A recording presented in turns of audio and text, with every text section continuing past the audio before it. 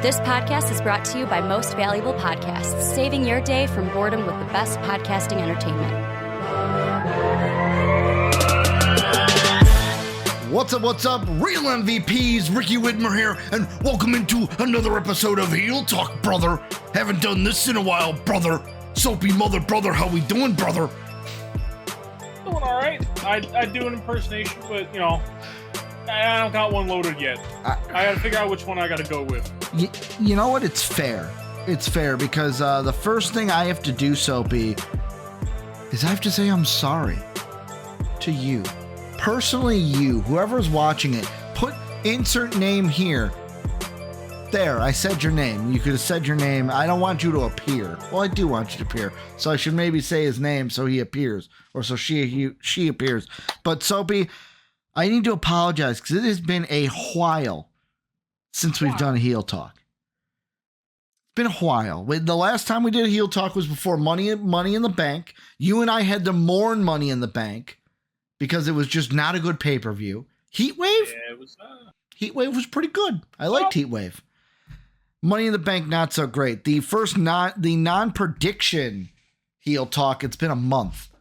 And that's mostly been on me. New job, taking time away. The last one was on me. I slept through it. That is true. That is true. I was like, I messaged Soapy, and then I was like, you know what? I'm just going to stream NCAA football. Yeah, because, I mean, I can talk about the stuff, because like, it's not doxing it or anything. Yeah, go technically, I own a house now, technically. You deserve it. I mean, you like I said, deserve it. My name's on the piece of paper that's like, it's yours. So I'm like, okay.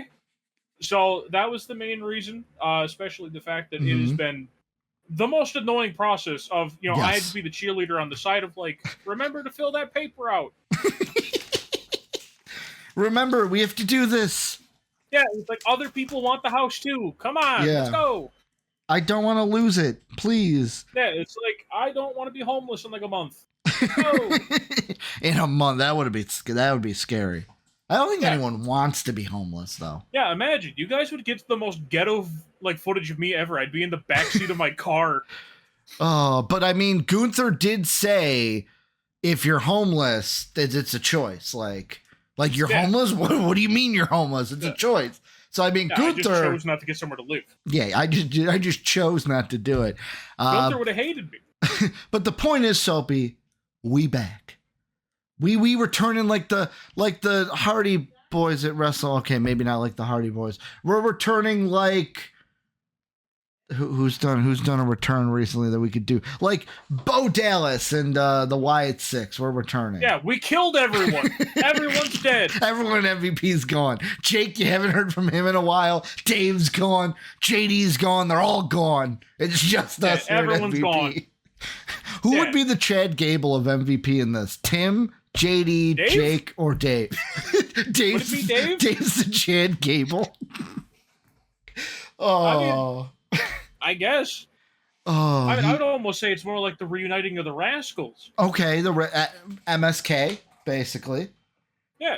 You know, Tim's been on an island alone. He's like, I may have to hang it up. And we came back. We came back to help him, pull him back in. Oh, man. But we got a jam-packed show for you guys, talking about two great wrestling topics today, two that I'm very excited about. Before we get into everything, though, check us out. Discord's down below. If you're not in the MVP Discord, what are you doing? What are you missing out on? Greatest community in the universe. Check that down in the description. Also, if you want to support us, want to watch this podcast live as we're recording it, hello patrons, you can go ahead, support us on Patreon down below as well, along with, I should say, all of our socials down there, the Instagram, the TikToks, the Twitters. Hit that sub button, that like button to MVP Entertainment to be tapped into what we're doing here all year long. And leave a comment down below. Let us know what you think. But Soapy, let's get into this, because the first thing we're going to talk about today, as I'm pulling up my phone to get the tweet, to get the quote, has to do with Jey Uso and Rikishi. This is because on a podcast, Rikishi said of his own son, Jey Uso, this is the quote, "That's the best the writers got. let's write this guy into a relationship with mommy. What you trying to do? Break his marriage up? You can't put him in a good storyline? And I know people are upset about this, Soapy, because it's like they're not trying to break up his marriage. You're taking it too far one way, Rikishi. I'm gonna put it this way, Soapy. Rikishi's spitting. Rikishi's spitting here because I don't know about you. I'll just say this and then let you run with it, and then we'll have a discussion, a dialogue. I think WWE is dropping the ball on Jey Uso like they dropped the ball on LA Knight last year. Yeah, I definitely think that is the route that it's slowly starting to go towards. Mm-hmm. And it's mostly just because, now mind you, I will admit, I'm an open Jey Uso hater. Now, are you just a Jey Uso hater or an Uso hater? Partially Uso hater, but also I will say my Jey Uso hate comes from I don't like the yeet. Mostly just because you don't like to yeet on people. It's okay. You're not a yeeter like I am. Well, it's also the fact of like the Jey Uso I liked was like just leaving the bloodline. Jey Uso over like, oh my god, he's serious. Yeah, he's actually gonna try, and now he's just like, huh, yeet. I'm a merchandise pony. Is basically what you're saying. Yeah, basically he's just yeeting and wanting mommy the whole time, and it's like, man, a complete 180 from like I'm actually the only important Uso here. Yeah. To then just all of a sudden like yeet mommy, yeet mommy. I mean, that's kind of what he's just become. And like, you'd be yeet mommy too if you had a shot. Yes. So yes. So don't act like you wouldn't. Yes. I'm also not paid a bunch of money to do that. Soapy's like #1 in the mommy fan club. Yes, I will fight any of you. I'm a scrappy fighter. Now you're running so the mommy fan club, you're running that. You're not just taking minutes, right? You're actually running those meetings. Yeah, everyone that punches their time card, I'm the one who checks your hours. Checks those hours. I'm running the fan club. Oh. You guys got to go through me to get to her. I'm like the fat gatekeeper. Jeez. See, it's like in Pokemon Red when you have to get like the Pokeflute to wake up Snorlax. That's me. I'm in the path. You're the Snorlax. We need the Yeet flute to wake you up. Mommy's flute to wake me up.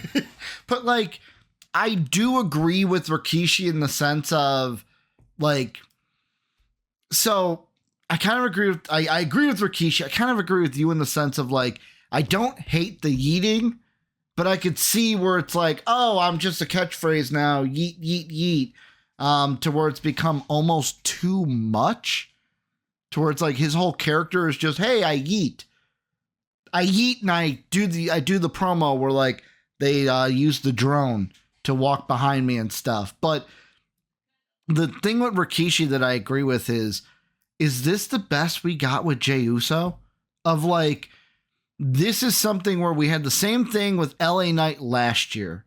They started here, and by Money in the Bank, they just kept going up and up and up. By the time we got the Money in the Bank, they're all the way up here. And people are like, ooh, he should be the one to win Money in the Bank, da-da-da-da-da.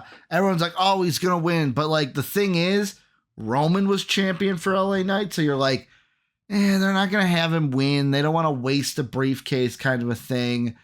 But with... Yeah, they don't care about that now. Yeah, they don't care about that now.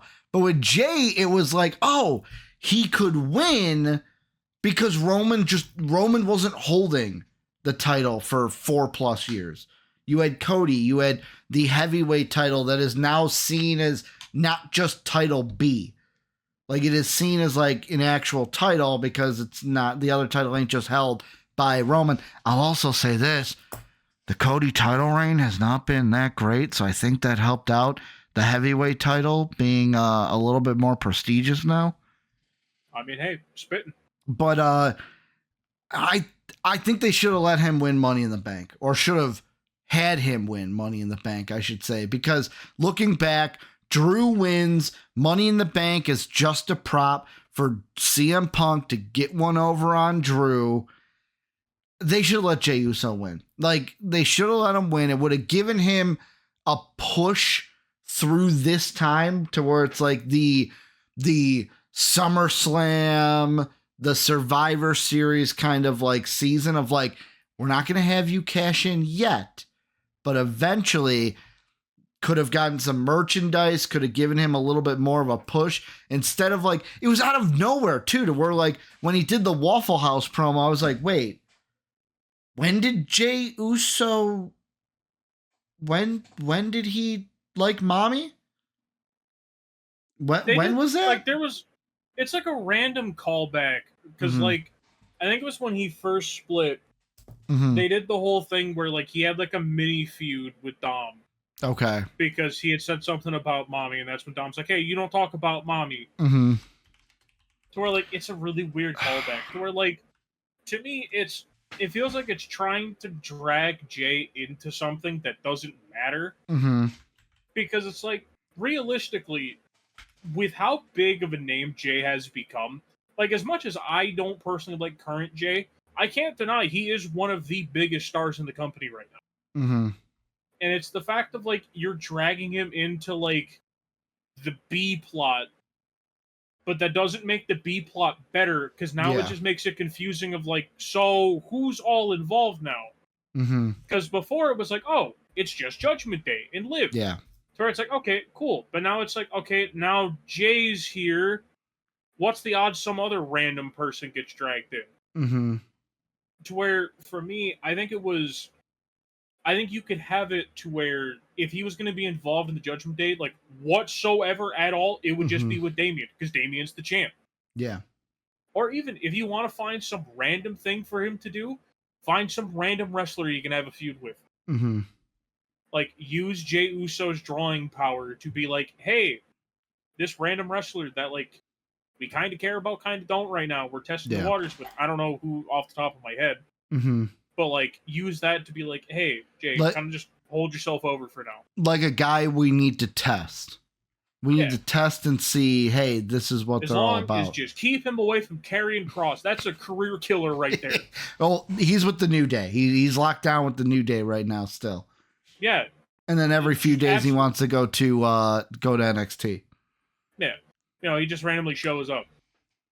You know, it's like the disease you don't want to have happen. It's the cross. He just shows up and he's like, I'm here. And everyone's like, no, go away. No, go away. Oh, man. Karrion Kross used to be so good in NXT.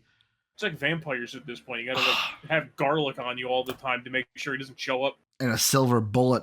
But the thing that I also do think about is like, the reason they didn't make him win Money in the Bank, it's because they basically they have their plan for the, because I've heard in interviews Triple H talk about creative and like his process, to where it's like he knows what he wants the end product to be. It's just then figuring out along the way of like, okay, what roads do we take to get to this point? So like when it comes to the championships, he might know, like, for, we'll say, the heavyweight, because that's Raw, Jey Uso's on Raw. They know what the plan is eventually for the heavyweight championship. It's been rumored, Braun Breaker, when we get to Netflix, boom, you're the heavyweight champion. I could probably see and be like, okay, I get it. Of like, oh, we don't want Jey to win, because that throws in a wrench and convolutes our path. To where it's like, oh, Braun wins it. Do we do a failed cash in? No, I don't want to do that, because then it lessens the money. Well, lessens the Money in the Bank, even though that's what they did anyways. It's just like, I could see where they're like, no, we don't want to cash in on Braun. We're not going to have him cash in on Cody. It would be a wasted cash anyways. Let's just use it on Drew, because that doesn't hurt Money in the Bank. It just hurts Drew. But like, there's a part of me that goes, you could have Jey Uso win it and just hold it for a year.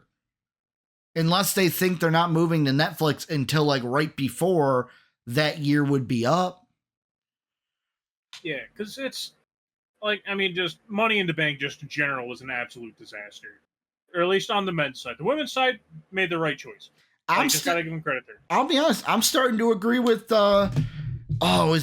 did Jake have this opinion? I know you have this opinion. I'm starting to agree with you, where Money in the Bank should just go back to WrestleMania.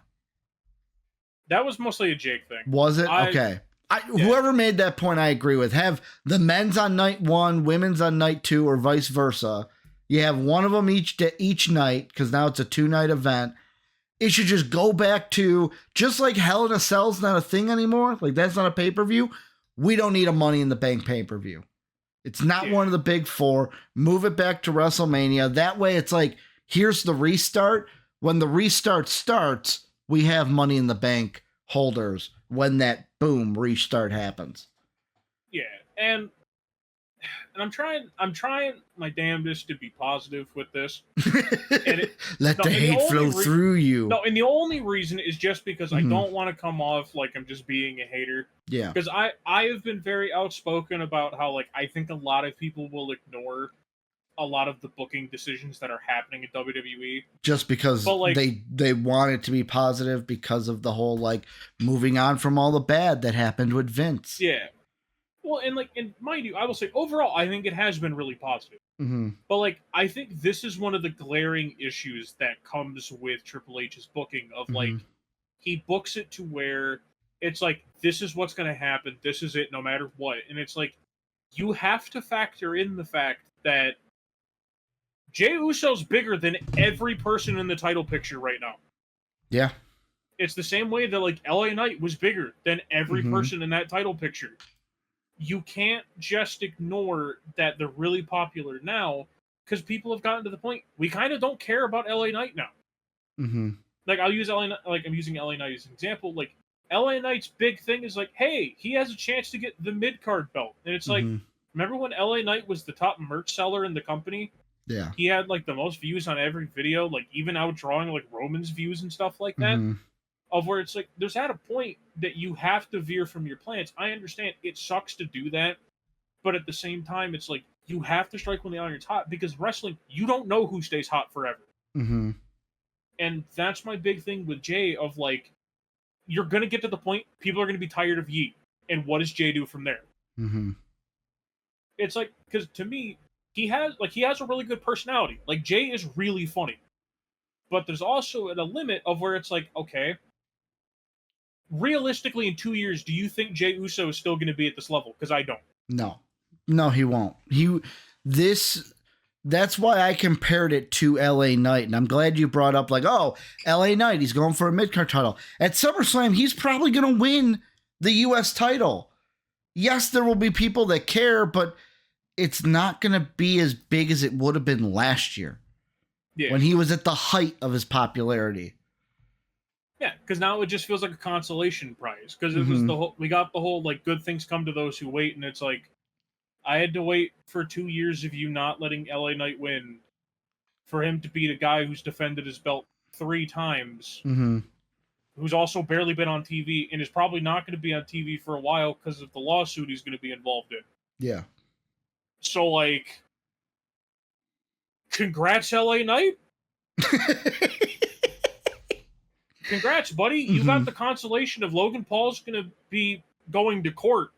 Yeah. You get to hold the belt now. Yippee. Like, to me, it's, and this is my thing, like I said, I'm a known Jey hater. I will continue to say it. But, like, you have to strike while the iron is hot with Jey. You cannot ignore that Jey is bigger. Like, it pains me to say it. Jey's bigger than Gunther. He's bigger than anyone on Raw, and it's not even close. Yeah. Like, he is the hottest star in the company right now. You have to give him something. You can't just have Jey come out and be like, oh, yeet, mommy, I love mommy, please, for the love of God, mommy, step on mommy, I love mommy, please, mommy. It's like that. It's like that soundboard that I know you have somewhere. Yeah. It's like I want mommy, I want to be held, I want to be comforted. Yep. Like, that's it. Yeah, like, there's at a point that you have to give Jey something. And I know people will be like, oh, but, you know, like, could you do this? Realistically, I know the plan is, for Braun to become champ down the line. Well, first Gunther. Yeah, well, I don't even think Gunther's going to hold it. Because realistically, they're going to find some way for Gunther to lose at SummerSlam. Yeah, well, you got to lose your Giovanni first. shows up and screws him over. Yeah, you gotta lose your first, and the second time you go for it, that's when you win it. Yeah. You know, because then we got to find some way for, you know, a believable person to show up then afterwards and beat Damien, aka Braun Breaker.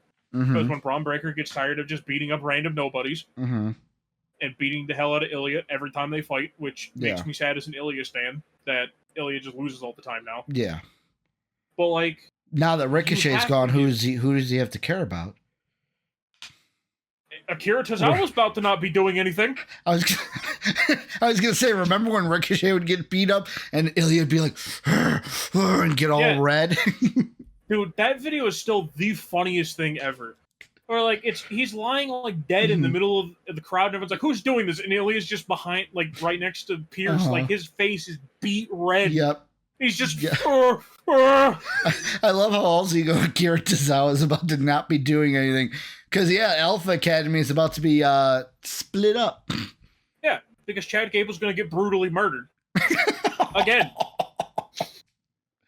Otis is just going to go off on his own. But, like, that's just the whole thing of where you have to be able to veer plans. And that is the thing that it's like, I don't even care if you have him be the one to take the belt off of Sammy. I honestly don't care.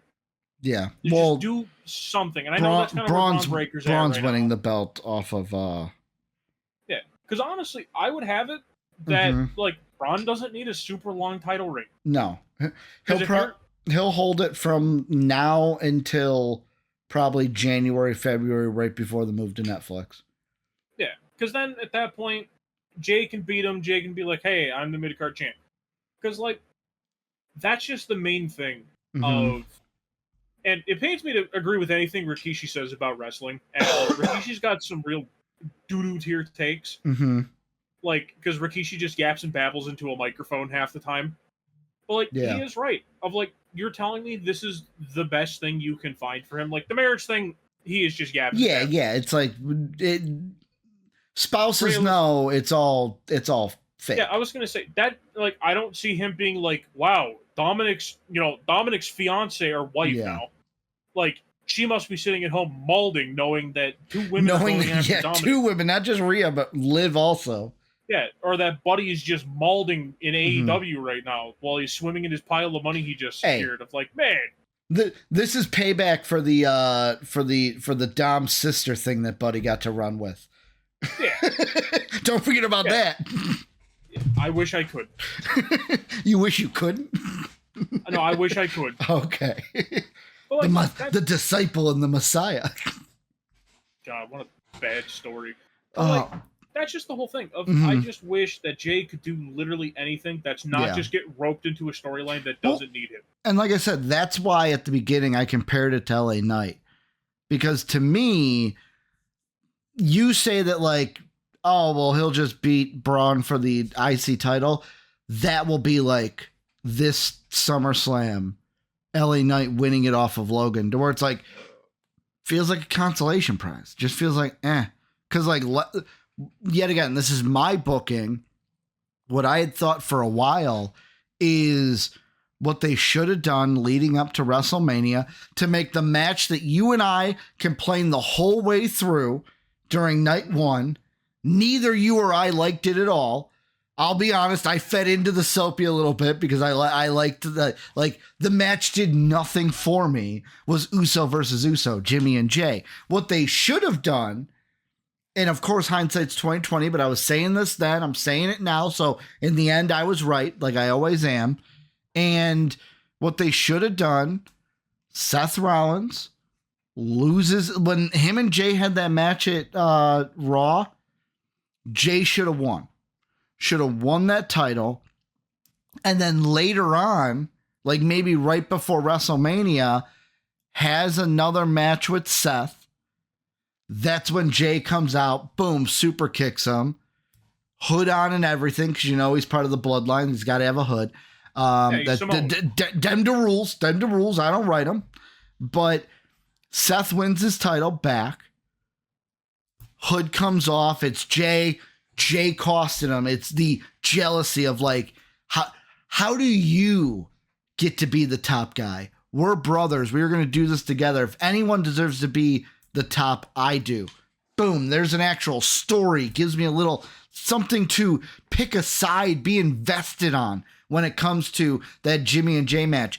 Then Seth Rollins still has his title. You still get to do him and Drew at WrestleMania. You still get to do the whole thing with CM Punk and Damian cashing in. You get to do the same thing. Boom. Just how you wanted it.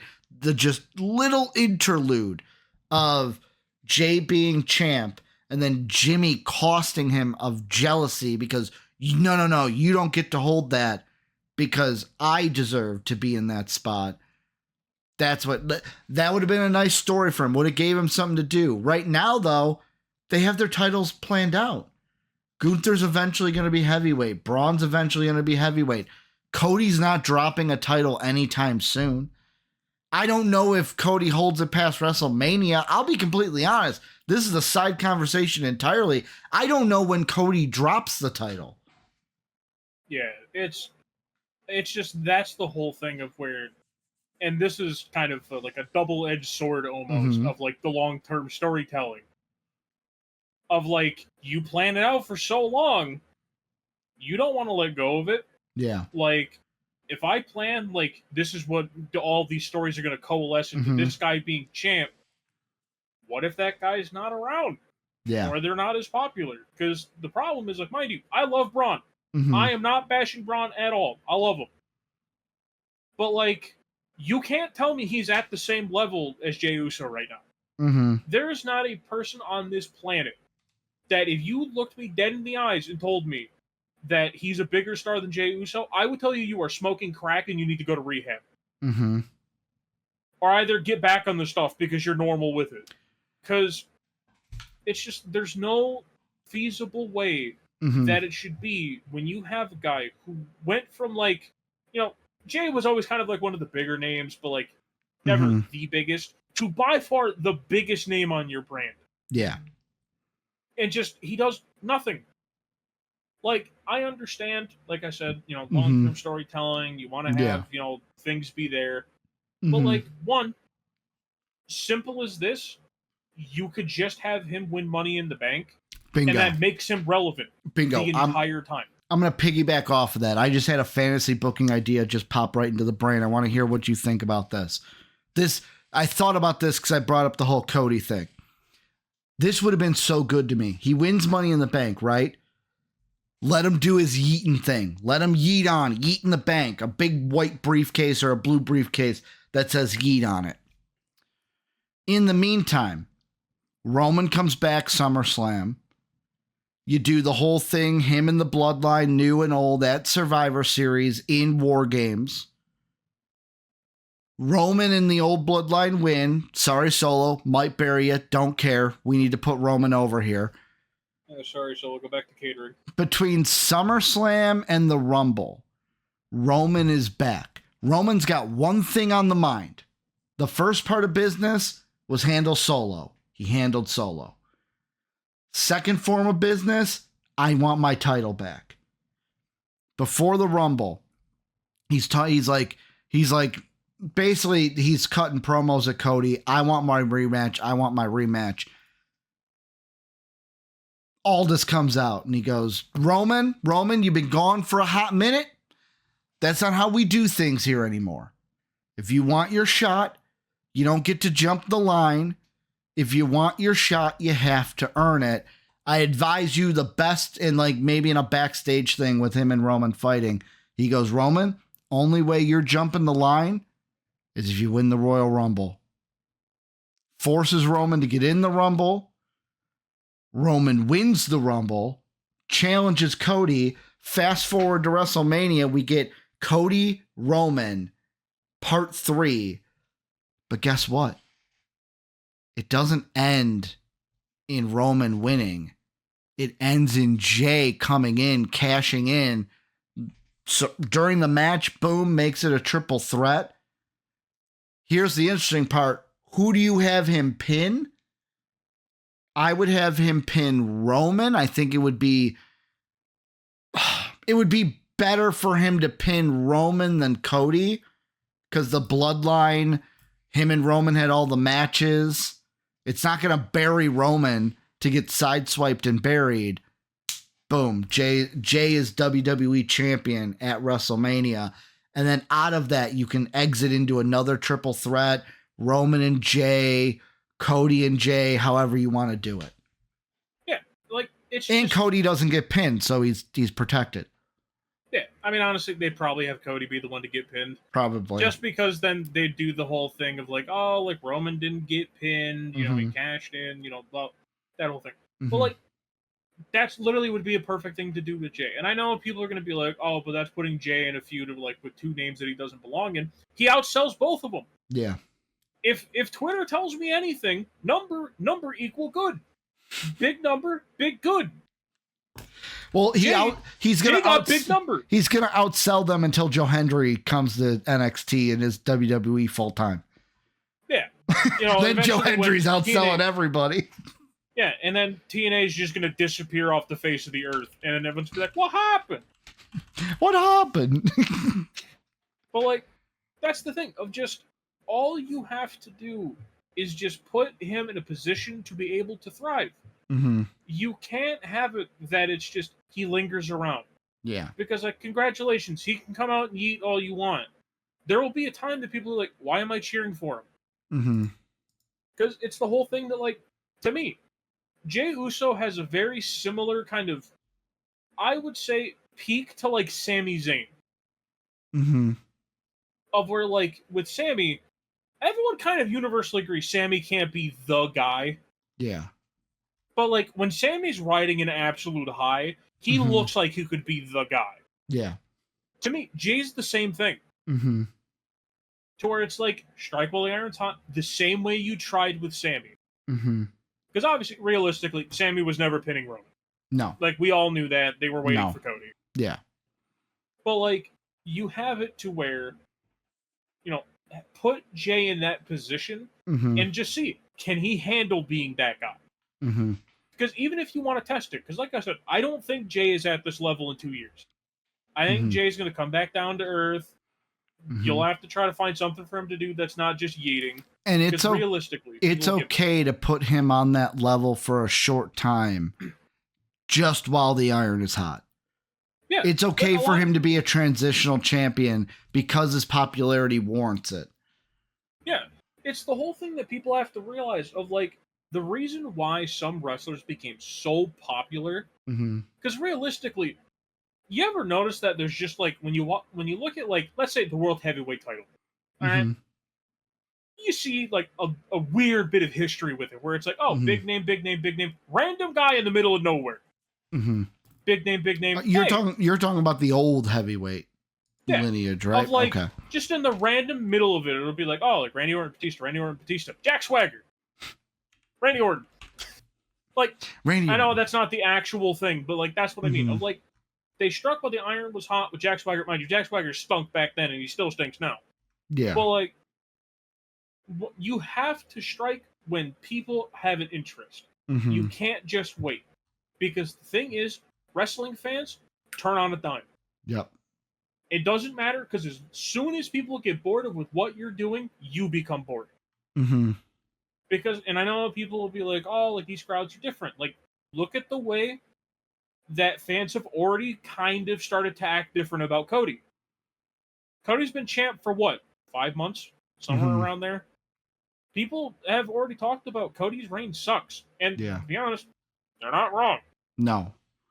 Granted, I will say, Cody's matches have been really good. Like, his matches against AJ are good, but, like, it's not that hard to have a good match against AJ. Like, to prove your point, you can put me in there and I can put on like a 3-star match with AJ, and that'd just be him beating the crap out of me the whole time.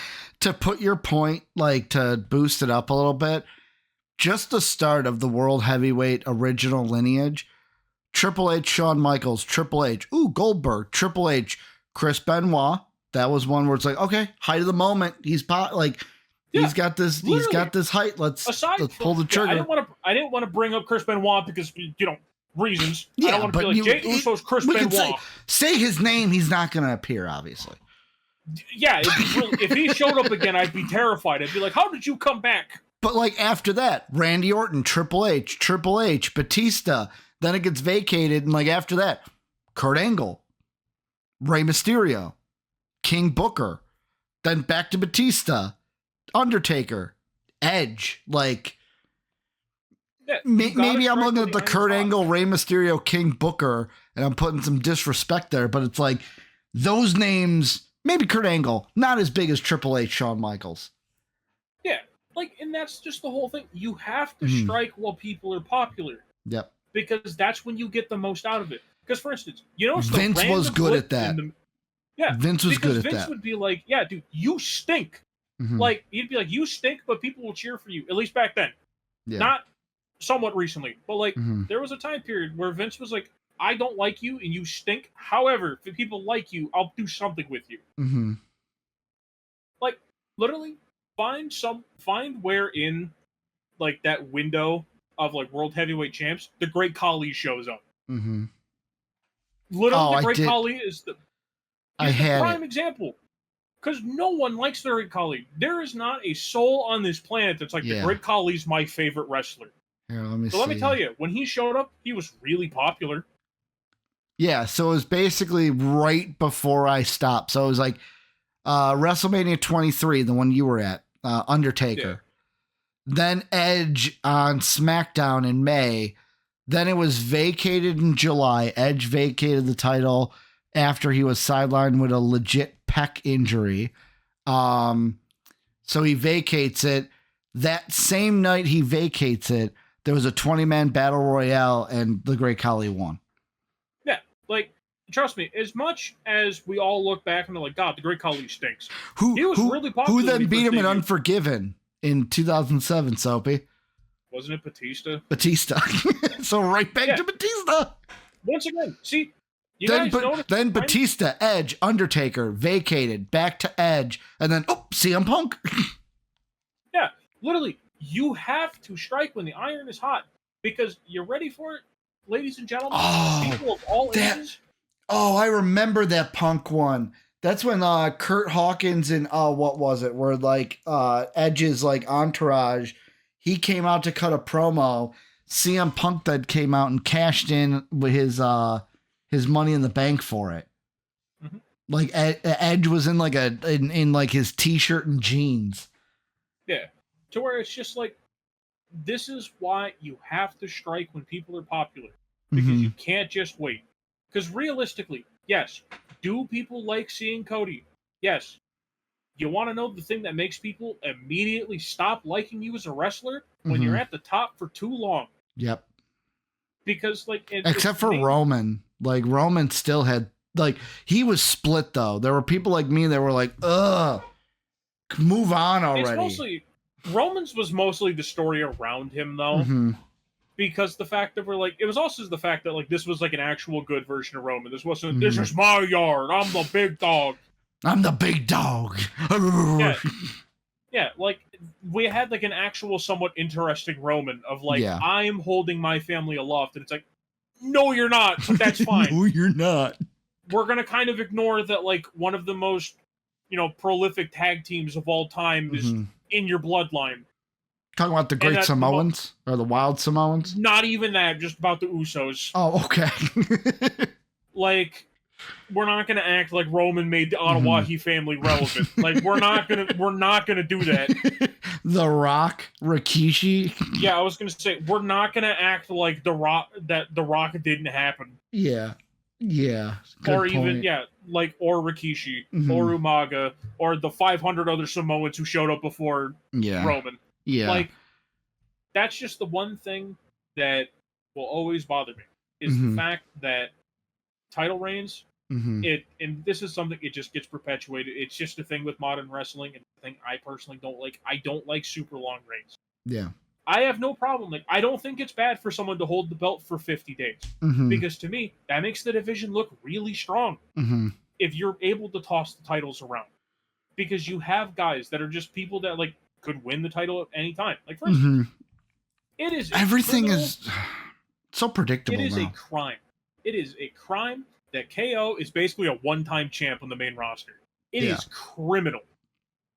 The fact that basically KO's entire time on the main roster was, hey, I won the belt. That's pretty cool. Hey, Goldberg beat the crap out of me in like 10 seconds. Goldberg beat the crap out of me. I haven't done anything since. Oh. like I will never understand why it's become conflated that you have to have these stupid long title reigns and that you Yeah. have to have like these stories that are just like they're much more larger than like there's at a point that it's like you can have someone lose the belt Mm-hmm. and like the other person who wins it holds it for like 40 days and then the belt's back to them. Yeah. I don't know. It's just Big Nose, please break the trend. Let Jey do something. Well, speaking of Big Nose, you wanted to talk about something with Triple H. I'm going to let you go into it, but about Triple H and factions and how he's been booking some tag teams. Yeah. So I mostly brought this up just because it's kind of been a thing I've noticed a lot. You know, the more that like I've been trying to get more and more back into WWE. I've kind of ebbed and flowed in and out. You've been you've been with WWE how I am with AEW, where I sometimes watch, but I don't watch every week.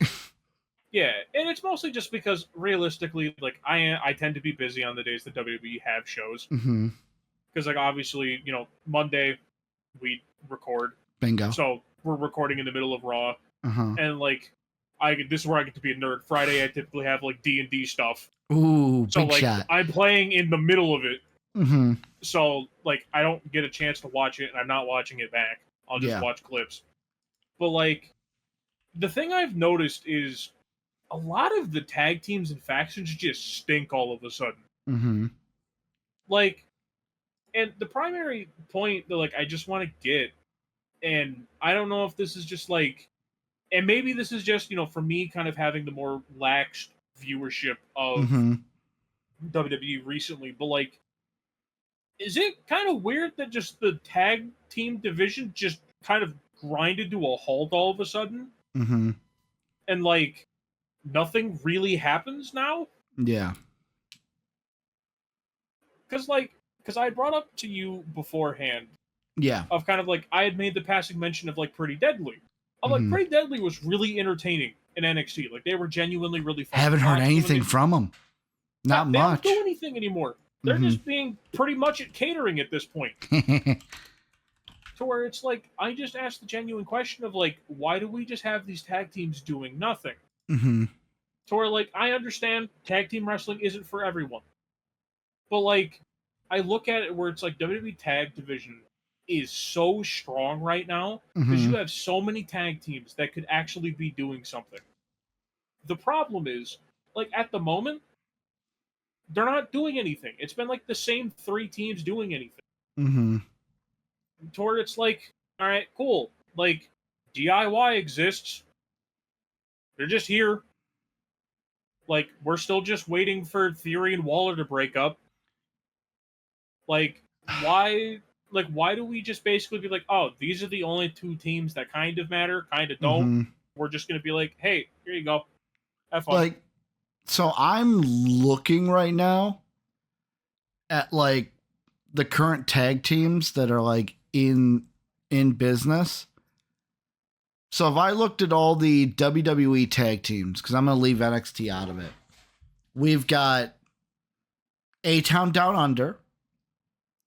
Alpha Academy is still together. You got Otis, Maxine, and Tozawa. Like, they're still a thing, even though Chad's gone. A tag team I forgot existed because we never see them is Angel and Humberto, or Berto, as they call him now. Well, they get stuck in the LWO vortex. Yeah, the El Gato de Fantasma is what they're... The 2 groups that just fight each other all the time. No matter what. You technically have AOP that's together.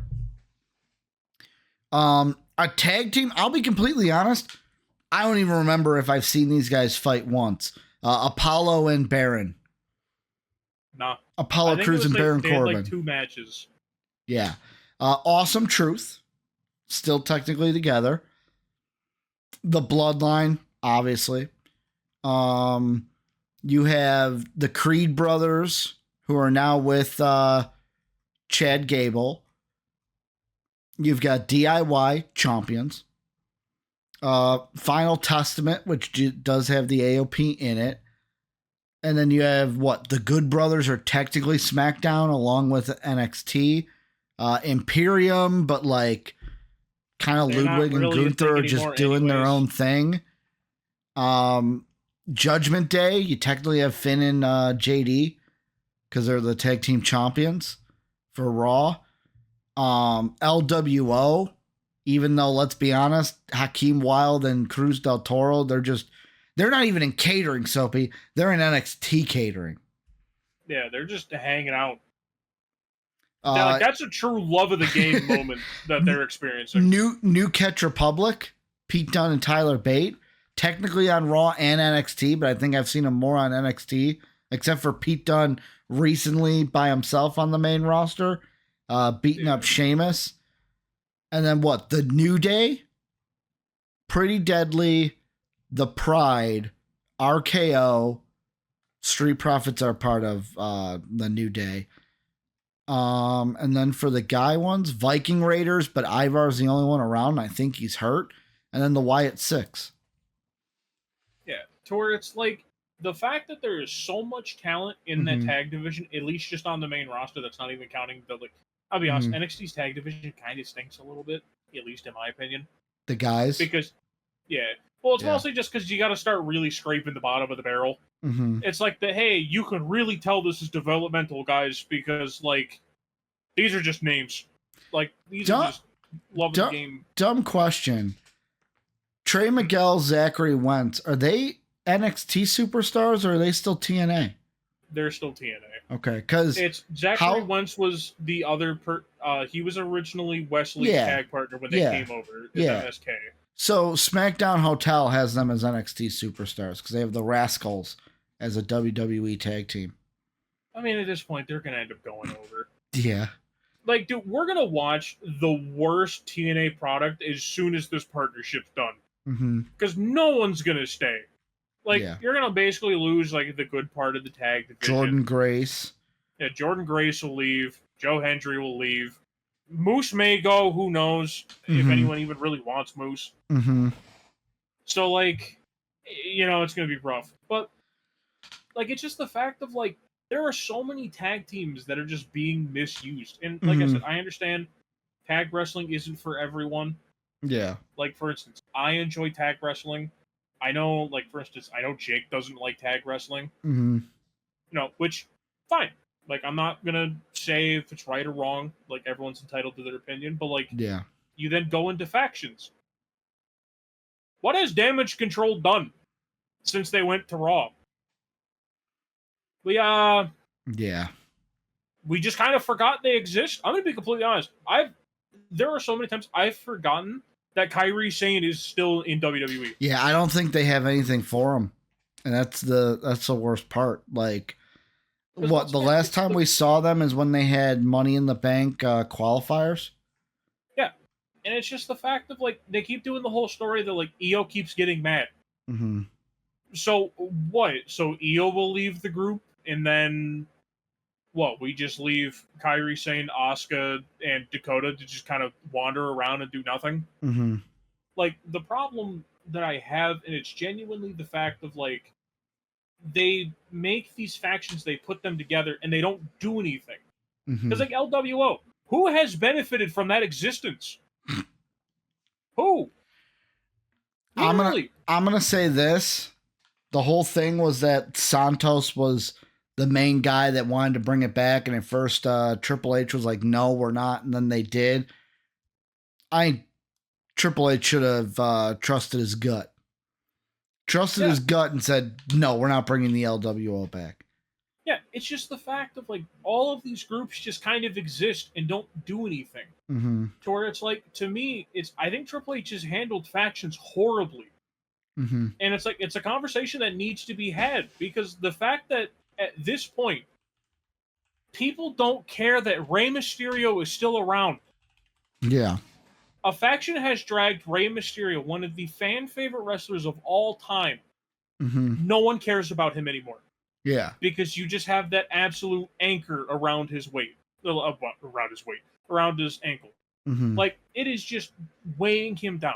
And then you turn around where it's like, no one cares about Santos, because Santos has been dealing with that stupid anchor attached to Rey's ankle.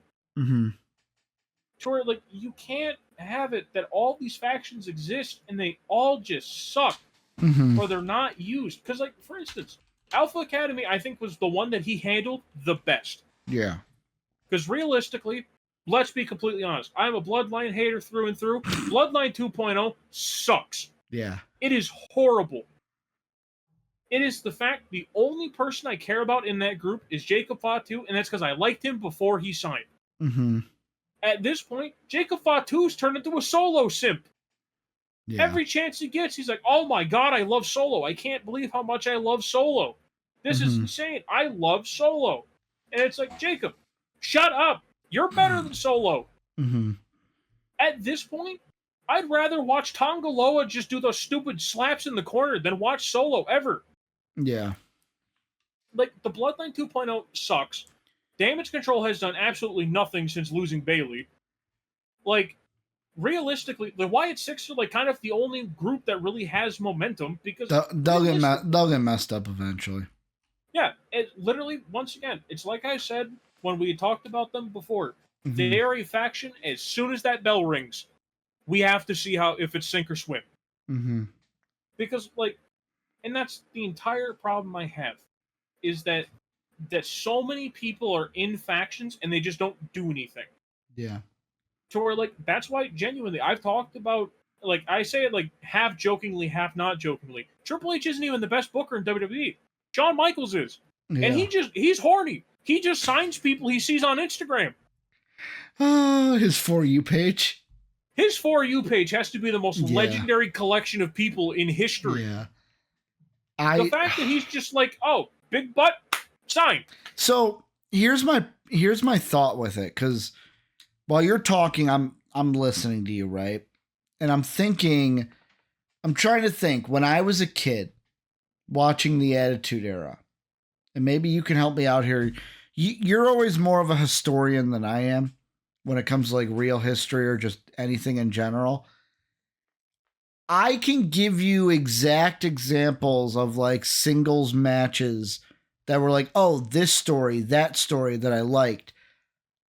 I can't give you an example. Like when it comes to the tag division from like the Attitude Era when I watched as a kid, I can't give you examples of like, ooh, I liked this story from these tag teams. But what I can give you is like, oh, I liked these matches. Is that the problem? The tag division shouldn't be about, not that it shouldn't be about stories, because obviously there have been tag stories, but should it be about, hey, we want to put on banger matches in the tag division? I think it leans itself more towards that. I think it's mostly just the booking of the stories itself in the tag division. Mm-hmm. Because what it keeps coming down to is it's a feud between one person and one tag team, Mm-hmm. and a feud between another person and a tag team. And that's the only feud that's happening. Yeah. To where, to me, it's like, let's say you have the Final Testament, the worst group in wrestling right now, and I will fight anyone who doesn't agree with me. Mm-hmm. Because literally, that is the most, like, merchant group I've ever seen in history. Mm-hmm. You gave them the Hot Wife Merchant and Karrion Kross, who fans don't care about whatsoever. Yeah, it's really weird that he was so good in NXT and now it's like no one cares about him. It's the problem of when you give people the spooky character, as soon as they lose, all of it's gone. Mm-hmm. All of it. Because now it is hard to recover from it. Because at this point, realistically... That's why The Undertaker was so protected. Yeah. Well, it doesn't help. Adam Cole did kind of kill the man with that promo. Yeah, he did. Of being like, they had to give you everything for you to seem cool. Mm-hmm. I just had to be me. Yeah. But, like, when you look at it just in general, of, like, every time I see the Final Testament, I just snooze. I just, like, my brain turns off. I'm just like, I just wait for, like, in the second they stop talking, my brain's like, hey, I'm back. Yeah. And it's just because the fact of the way that they are handled is so bad. Because you have it to where you have Paul Ellering. Like, my favorite joke that has happened with the Final Testament coming back at all is someone's like, Paul Ellering really is a legend. he has experienced the Road Warrior pop and the Final Testament silence. No one reacts to seeing them. And someone will be like, oh, but Soapy, the NXT crowd. I have talked about this multiple times. I could walk out there butt naked and they'd cheer for me. Yep. No one wants to see that. I don't want to see that. And they'd be like, yeah, let's go. Well, they'd get you confused with the blue meanie. That's why. Yeah, I'll just paint myself blue. They'll just think I'm a giant blueberry walking out there. Is that the girl from Willy Wonka? Yeah, it's like, does that blueberry have legs? Unless you're gonna roll down the ramp. Yeah, I get to do like the Family Guy Diabeto thing. Mm-hmm. Like, oh, and I just roll down the ramp. I'll ask you this, and this isn't me trying to pit one against the other. I'm just asking. Does AEW do tag stories better? I think so. Okay. And it's primarily the reason I think they do it better is because the fact of they include the entire tag team. Yeah. Or like they include the entire faction. Because realistically, like as much as I hate the wrestler now, like with Chris Jericho, if you feud with Chris Jericho, it's not just Jericho. Yeah, you're feuding with the JSA. You're feuding with the Learning Tree. Like, yeah, you are feuding with all of them. Yeah. It's not just like, oh, I'm feuding with this guy, and it just so happens their group is there. Of like, because that's kind of what like the New Day feuds turned into with the Final Testament. Of like, it's just Karrion Kross fighting people, and AOP's dumbasses are in the back like, the whole time. That's all they do. Standing there. They're just two fat, tall merchants. Yeah. Literally. Yeah. That's why I call them the merchant team. Apparently, Soapy. Staying there, do nothing. One thing, quick aside. Apparently, we're gonna have to watch the segment between Drew, Seth, and Punk. Apparently, it cooked. Is what people are saying. Hey, it's probably Punk just being like, "Oh, I'm better than you guys," blah, blah, blah, and Seth being like, "Ha ha ha," halfway into it, and I know exactly what this is gonna be. I know these promos. I'm calling it. We're gonna get a stupid Seth laugh halfway into it. I'm just trying to think, like, so I'll ask you this. We're halfway through it. We haven't seen what happened tonight on Raw, as you and I are. I know something happened, but don't know what. Could the Wyatt Six versus Gable and the Creed brothers be the best faction booking we have right now in WWE? I think so. And it's because the fact that realistically, they're right now one of the better factions. Because, like, by default, they kind of become the best one. Because the whole until Roman's bloodline comes back. Yeah, and then he immediately gets to be important again. Because it's like, oh, wait, we put important. Is that going to be a good storyline when we get new blood versus old blood? No. I'm just flat out, I'm going to see so many people like, this is cinema. Cinema. We have down the word cinema to the point that it's basically, I will see Roman and Solo stare at each other for 5 minutes. People will be like, that's the most cinema I've ever seen. Yeah. Brother, I take poops that are more exciting than people staring at each other. So, question. Roman comes back. New blood, old blood. Who's in Roman Reigns' bloodline if you had to pick 4 just like Solo's got? Like Solo and his 3. Is Jey in there? If I had to guess, The Rock's probably going to do it. Jimmy will be there. I think they're going to do their damnedest to keep Jey away from it. Because so what, Sammy? Maybe. The only thing is, like, I don't think they'd include Sammy. I'm trying to think of who else would be there. Like, I don't know what other... Oh, God, is that where Tala Tonga shows up? Why would he show up in Roman's bloodline? Who knows? Like, that's the only thing I could think of, because that's the only other Samoan they have. Because, like, like I said, I think they're going to try to keep Jey away from it, because Jay's kind of doing his own thing. Like, Jimmy, I think they're going to wait for Roman to come back. The Rock will probably be in Roman's side. Because, realistically, it's just, I don't see... Like I said, Talatong is the only other one, unless, like, they signed Zilla Fatu, which if they did... I'm giving a warning to everyone right now. If I see anyone gas up Zilla as, like, the greatest thing ever, we will be fighting in every Walmart parking lot across the country. I will come to your Walmarts near you and fight you. Because Zilla is not ready for if he's getting called into the company. I know obviously people will be like, "Oh, you're just a hater." No, I actually like Zilla. I think Zilla has potential to be one of the better ones. But it's just the fact of you can't just toss people into the main part and be like, "All right, you're ready." Like Jacob Fatu could, because one, Jacob Fatu, realistically, it's hoping that he doesn't get in trouble again. And like Jacob Fatu was also at the time when he was in the Indies better than everyone else in the family. Yeah. Like Zilla Fatu's still like relatively new to wrestling. He's not ready yet. But like, and I know they have the whole thing that like Talatonga's signed but not signed. Like, who knows? He's coming over. Does he call back the Hall of Fame? Is it basically Roman, Rock, Rikishi? Like, oh God, I don't want to see Rikishi walk out there. He's gonna walk out there in that underwear. I'm gonna vomit. I get it. They're old, so I wouldn't want to see Rikishi wrestle right now. But it's just like if they're gonna do Bloodline versus Bloodline, you got to figure out who's in that new Bloodline then. Who's in Roman's new Bloodline? Yeah, I think Rock would be there. If The Rock is in it, game over, because I don't know how. Jacob Fatu's good. He ain't measuring up to The Rock and Roman.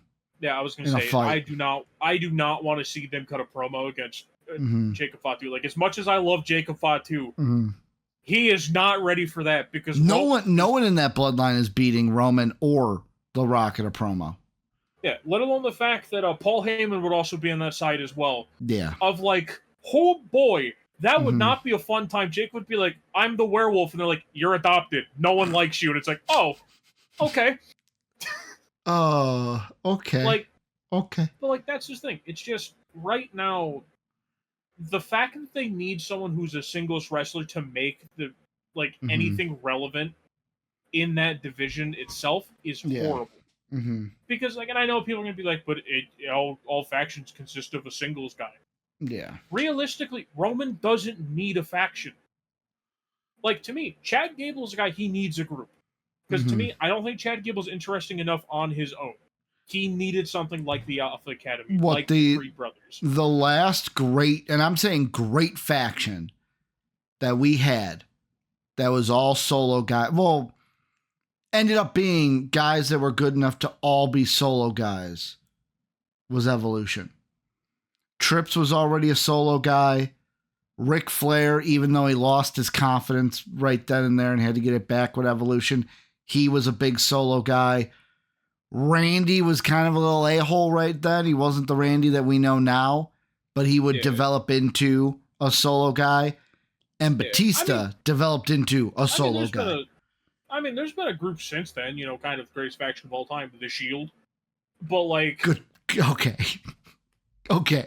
Good point. But beside that point, no, I think there's been good factions since then. The only problem is how they're booked. Because that's the thing of like one of the examples of like I think the last I don't know if I'd say all time great, but like last really memorable factions is the Wyatt family. Yep, I was gonna say they're probably the last well booked story faction. Yeah, because I'm trying to think otherwise. Retribution sucked. If I ever see someone defend Retribution, that was the worst. Yeah, that was so bad. Like, the club or whatever AJ's stupid group was stunk, but that's also because the Good Brothers stink. Why do they get so much hate, man? They stink. Don't be like, man, Luke Gallows is really good, and you'll do a big boot, and he can't even get like his foot higher than like someone's stomach. Like, that's a big boot. And from a big man, it's like, that's like a medium boot. It's a medium boot. But like, it's the whole thing that just the way factions are booked now is just horrible. Because like, I genuinely stand by my opinion. If you take any of the all-time factions and put them under Triple H, they'd all suck. Like, genuinely. The fact that, like, I know someone is going to try to give Triple H credit for the Bloodline, no. Because every single big thing that happened in the Bloodline is Vince's. Yeah. The only thing that Triple H gets credit for is The Rock. And even at that, that's just because The Rock wanted to come back. Yeah. So, like, okay, cool. He gets the coincidental Rock being like, hey, I'm, like, a part owner of the company now, and I want to come back. Yeah. So, like, he hasn't booked any factions great. Mm-hmm. And then, like, How do you fix it, though? I think it should put more emphasis into it. Okay. You actually put emphasis into the tag division. You start putting emphasis into the factions. Mm-hmm. One, you get rid of the LWO. Just entirely. Just be like, all right, all you guys are on your own. Sink or swim. Don't care. Yeah. Because, like, realistically, like, you threw Andrade into the LWO for, like, a week, and everyone's Mm-hmm. like, why? It's like, Trips, you don't have to put everyone of the same ethnicity in the same group. It doesn't Mm-hmm. work like that. Mm-hmm. Like, the fact that Andrade, the second he came back after, going for the ADHD title, Yeah. was like, I want to be with Rey Mysterio. It's like, no. Why? Mm-hmm. Why would you want to hang out with that band of losers and Rey Mysterio? Yeah. If, like, the only purpose would be like, hey, I get Zelina back. Yippee!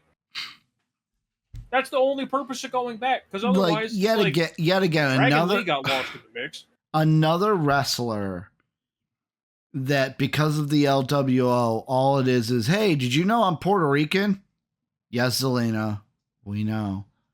Yep. Like I will say, I say some of you, meaning like of our friends that hate Damian Priest. I don't know why. I love Damian Priest. What? I will say though, with Damian, yes, he mentions a lot that he's also Puerto Rican. Does a better job of subtly doing it than Zelina.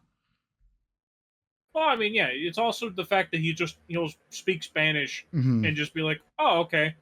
And, like, they mentioned that he's Puerto Rican. Yeah. It's not like the holy guys, I have to let you know I am Puerto Rican. Here's my personality now. He's got his shirt that is like, okay, a little bit of it instead of purple, it's Puerto Rican. With Zelina's, hey, my whole outfit is Puerto Rican. Yeah, and it's just like, all right, what else do you got? And they're like, that's it. That's it. She's Puerto Rican. She throws a chancla. Yeah. To where it's just, that's the whole thing that I also worry about with, what's her name? It was the person who had the match against Sasha Banks in AEW. Oh, like Stephanie Vacor. Yeah, Vacor. She's going to NXT. How much do you want to bet? If the LWO and Elgato are still a thing, the second she gets called up, she's in one of them. Okay. I am calling it immediately. The same way that if Gilead gets called up, immediately to Damage Control. No. Damage Control's broken up. She's a Kabuki warrior. Yeah, she joins the 3 Asian women in that group. Yep. It's just, like, that's also the other thing. Triple H, understand. I understand, being like hey, brothers got to stick together. That whole thing. You do not have to put every ethnicity in one group. All right? I mean, look at the Pride, man. Yeah, literally the least 3 matching people ever, personality-wise. But what are they? They're all black? That's the only connector. Yep, exactly. That's what I'm saying. For the love of everything holy, stop putting everyone that's the same ethnicity in one group. Like, you didn't do... I mean, actually, okay, he doesn't get credit for... Triple H, we're past segregation. That was a bad thing. We want to move on from it. Yeah, you don't have to be like, all right, you are Hispanic. Pick one of these 2. Good guy or bad guy. Which one are you? Look at the Rascals. Why are they so great? Because they're not just like, guys, look. We're one. We're all the same. Yeah. It's like, no, you bring in multiple things. Like, because I'm trying to think. Oh, it's annoying. Braun and Baron naturally came together. Naturally good tag team. We enjoyed promos. We enjoyed matches. We weren't just like, hey, you guys are white and kind of buff. You guys would hang out, right? I mean, look at the way Axiom and Frazier came together. Yeah. I actually enjoy their stuff. Yeah. To where it's just the fact of it's the creation of factions and just kind of how they're managed. You have to stop just putting people together because it's like, well, I think they'd hang out, right? It's like, no. Like 99% of the time when I see like promos and stuff of where it's like, why is Dragon Lee in the LWO? Yeah. Why is he still there? Remember when Dragon Lee got called up and we're all like, yes, Dragon Lee. God, I love it. And now we're just like, damn it, Dragon Lee, why'd you stay?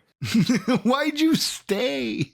Dude, the fact that it killed the entire he just Dragon Lee gets had, tossed around between NXT and the main roster, though. because they're trying to revive any hype that he had. Mm-hmm. Because the problem is you get stuck in the LWO vortex and you just fight Santos. That's all you do. At this point, you're not even feuding with like the entirety of Elgato. You're just fighting Santos, and occasionally Humberto's like, "Hey, stop!" Yeah. Or sorry, Berto. My bad. Yeah, Berto. I dead named him. Side thing I will say, and one of the last things I will say, because we are running to the time limit we have for the website.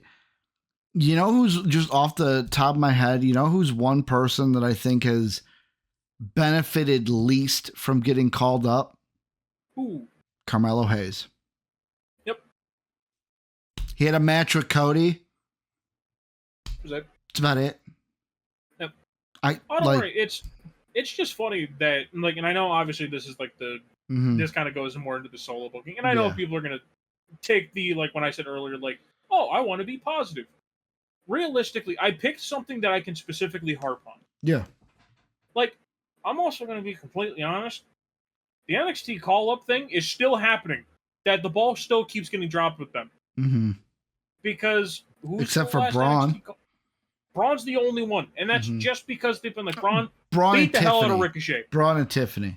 Yeah, those are the only two. Because otherwise, it's literally just like, all right, Tiffany, you're hot. People are going to like you anyways. Braun, Kiana James, though?